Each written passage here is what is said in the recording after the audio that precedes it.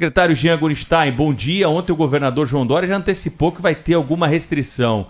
Já temos aí a definição de quais serão os setores afetados, o que nós vamos ter de mudança para tentar impedir a disseminação do vírus em São Paulo? Bom dia.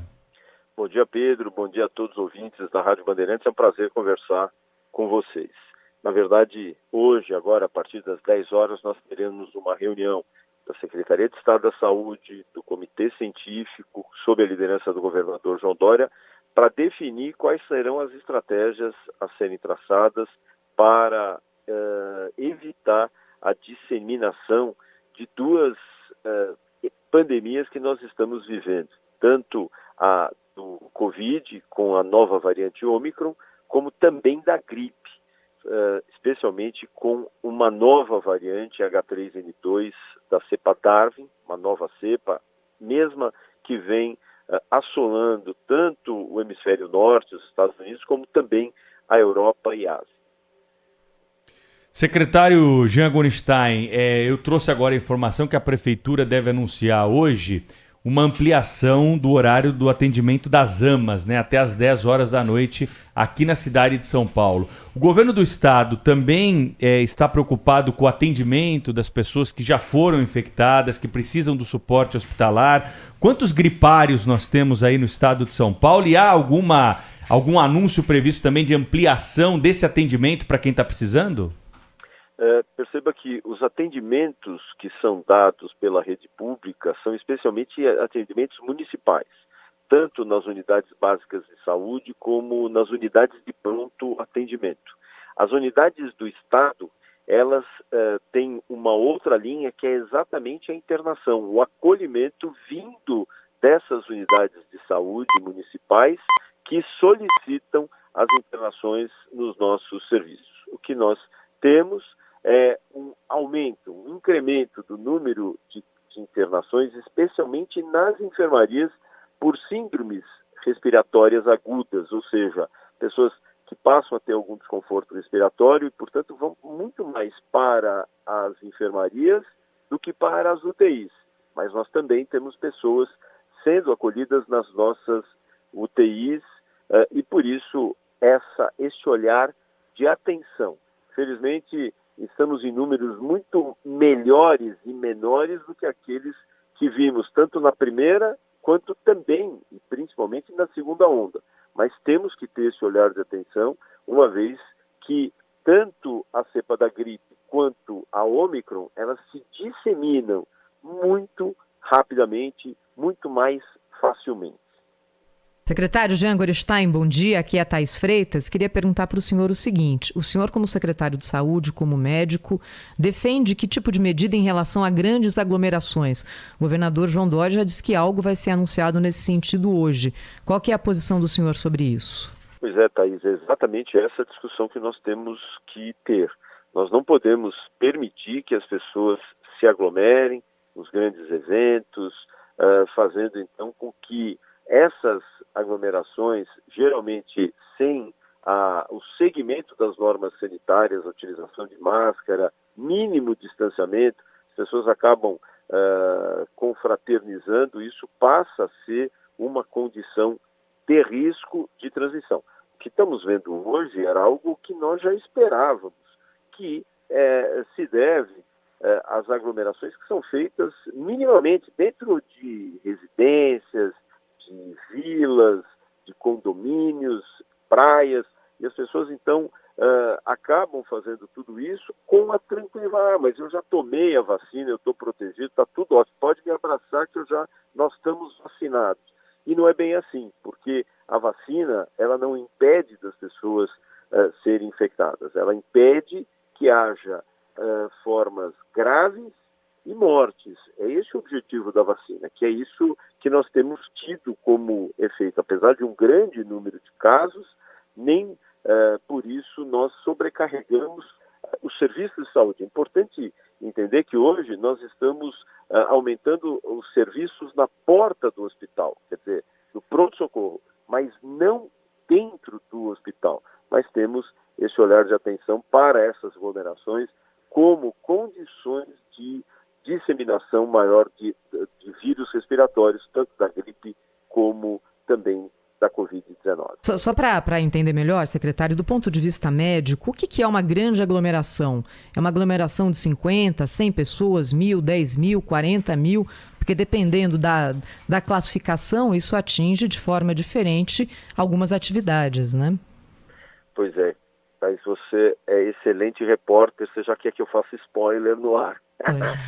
Vamos aguardar mais um pouquinho. Queremos. Vai trazer, você é excelente, mas vamos aguardar para a gente trazer essas informações de uma forma concreta, para orientar todos os nossos ouvintes, a nossa população, uma população super parceira na vacina, parceira em todas as medidas que foram instituídas e seguramente entendem que medidas devem ser tomadas e lembrando que não vão impactar comércio e serviços, mas outras condições, como você mesmo falou, de aglomeração. Nós precisamos dar o norte, a orientação para as pessoas para que a gente proceda o bloqueio dessa transmissão desses vírus para que possamos seguir em paz.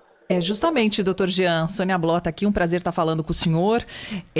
O que a gente tem ouvido muito e que é muito perigoso é que nesses tempos de fake news, muita gente tem dito agora, por conta da explosão dos casos de Ômicron, que a vacina não funciona.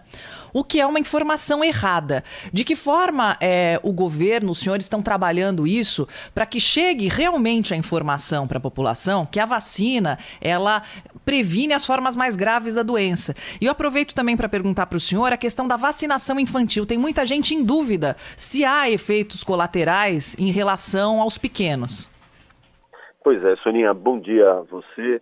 Importante lembrar que a vacina qualquer vacina é fundamental, no sentido de diminuir formas graves e morte. Qualquer vacina, tanto vacina da gripe, vacina das meningites, todas, elas previnem, até a tuberculose, a BCG, tem como função proteger de formas graves e fatais. Esse é o apanágio de qualquer vacina e não é diferente agora. E a gente sempre colocou isso para a população que tem ciência disso. O que a gente sabe é que hoje realmente os sintomas tornaram-se sintomas mais leves. Hoje a gente tem visto muito mais frente à vacinação mais ampla, são 96% da nossa população adulta vacinada de forma plena com as 2 doses, quase 81% da nossa população acima de 12 anos vacinada com as 2 doses. Portanto, isso fez com que o impacto de gravidade da doença reduzisse. A gente vê um ou outro tendo impacto de gravidade? Tem, mas são situações muito menores. E isso ficou muito claro quando nós vimos a expressão do impacto da variante Delta em setembro, outubro, que aconteceu nos Estados Unidos, na Europa, de internações hospitalares, de mortes, de casos graves, e nós não tivemos sequer esse tipo de referência. Quando nós olhamos a Ômicron, da mesma forma, nós estamos tendo uma elevação de número de casos, sim, passíveis e necessitando internação, tanto nas enfermarias quanto nas UTIs, principalmente nas enfermarias do que nas UTIs. Mas são internações muito mais curtas, com condições clínicas muito melhores. Então, por exemplo, antes nós deixávamos um paciente 15, 20 dias mesmo na enfermaria. Hoje, 3, 4, 5 dias o paciente recebe alta. Então, isso é impacto da vacina. Então, ela tem feito o seu papel, ela é uma vacina protetora dessas formas e a população se vacina exatamente com essa tranquilidade e certeza. A mesma certeza do que os pais que querem vacinar seus filhos. Nós tivemos uma pesquisa da Fundação SEAD, solicitada pelo próprio governo do Estado de São Paulo, e se observou que 84% da população do Estado de São Paulo, dos pais, querem vacinar seus filhos. Quando a gente olha isso para o interior, esse número sobe para 86%. Portanto, as pessoas têm a plena ciência de que vacinar sempre fez parte da nossa história. Pedro, a Sônia, da Thaís, todos nós sabíamos que tínhamos que tomar vacina e que a vacina era uma forma de proteção. Tanto é que o Programa Nacional de Imunização é o melhor programa de imunização do mundo e gratuito. E é por isso que nós controlamos muito as nossas doenças no nosso país. Então, é mais uma vacina, especialmente na população pediátrica, que tem uma vacina segura, uma vacina que com os riscos, por exemplo, da Pfizer, o risco de vacinar, só para se ter uma ideia, nos Estados Unidos, eles vacinaram quase 6 milhões de crianças na faixa de 5 a 11 anos. Eles tiveram como situação de efeito colateral da miocardite, que é tão falada, 8 casos. Desses 8 casos, uma criança, infelizmente, teve um quadro mais grave. Agora, quando a gente olha o risco de miocardite pela Covid, especialmente em crianças, isso sobe para 7 a 8%. Aliás, 7 a 8 vezes. Portanto, o risco da miocardite pelo vírus, que nós chamamos vírus selvagem, que é esse vírus que circula, ele é muito maior do que a vacina. Então, a vacina é algo seguro. Nós temos a Agência Nacional de Vigilância Sanitária, que também avalia todos os estudos, a segurança, a eficácia de uma vacina. Está avaliando agora todos os dados para a Coronavac de uma forma muito minuciosa. Lembrando que a Coronavac, dos 16 países do mundo que vacinam essa população etária, 8 usam a Coronavac. Portanto, nós temos 60 milhões de crianças que têm tomado a Coronavac com segurança e eficiência. Eficiência porque eu olho o impacto disso no controle da disseminação do vírus na população.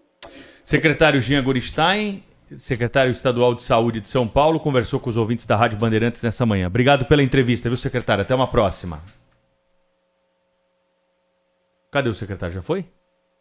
Já foi. Tá aqui? Já foi? Acho que já foi. Acho que já foi. Picotou a linha aí do secretário. Mas ele vai receber os nossos cumprimentos do Guilherme Cimatti, certamente. Na sequência, tem pesquisa eleitoral saindo do forno, hein? Você vai acompanhar já aqui no Jornal Gente da Rádio Bandeirantes.